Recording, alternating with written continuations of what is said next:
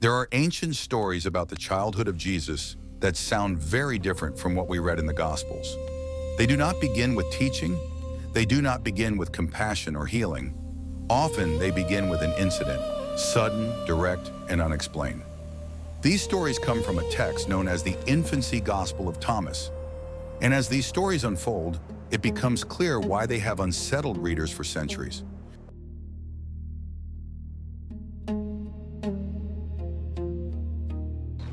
In one of the earliest stories, Jesus is described as a child playing by a stream. He shapes small birds out of clay, forming them carefully with his hands. It is the Sabbath. When adults notice what he is doing, they correct him.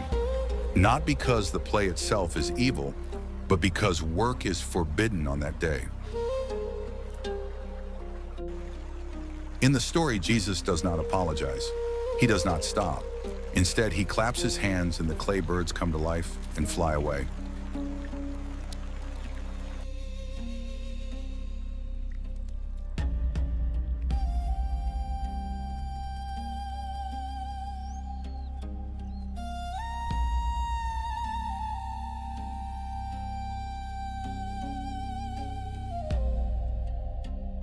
Another story carries a heavier tone.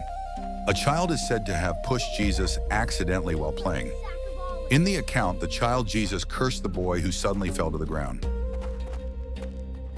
There is no warning, no pause. It is also said that the boy's parents were also cursed with blindness.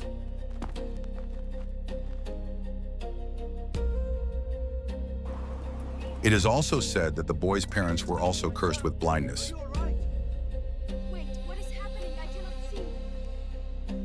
Other accounts say that Jesus restored the life of the boy in the sight of his parents.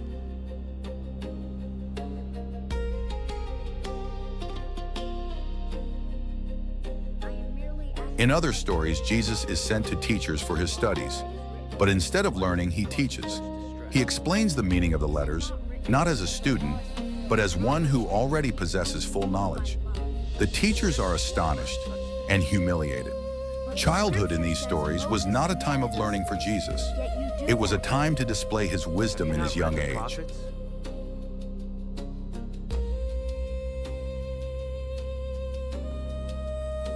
Jesus was told to fetch water. He had no jar, no vessel of any kind. Instead, he used a piece of cloth.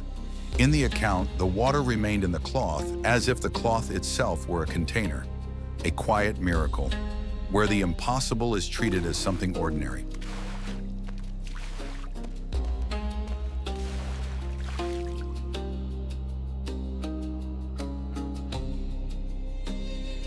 There is also a quieter story involving Joseph at his work as a carpenter. A piece of wood is cut too short for its purpose.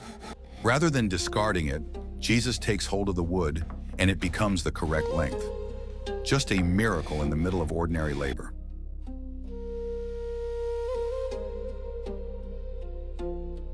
There is another story where James, the brother of Jesus, was bitten by a snake. In the account, the poison was already at work. His body began to weaken. Jesus approached him, touched him in his head, and in a single moment, the effect of the venom disappeared.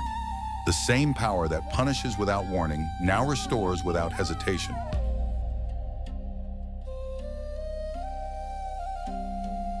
Taken together, these stories form a clear portrait.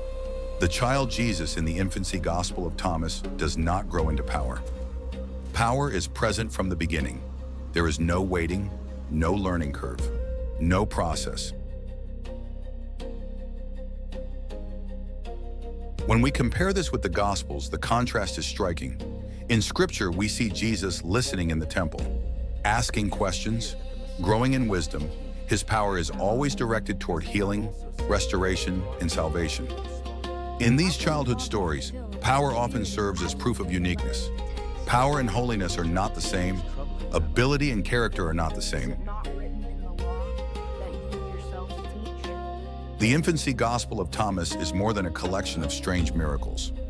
It is a record of expectations, of how some imagined a divine child should act. Immediate power, instant authority, no restraint. And between that image and the Jesus who grew, waited, and obeyed, a question remains. Which is more unsettling? A power that acts immediately or a holiness that is willing to wait? In the next episode, we discuss who wrote these Gospels, where they were discovered, and why they were written as such. If you like this story, don't forget to like, subscribe, and share.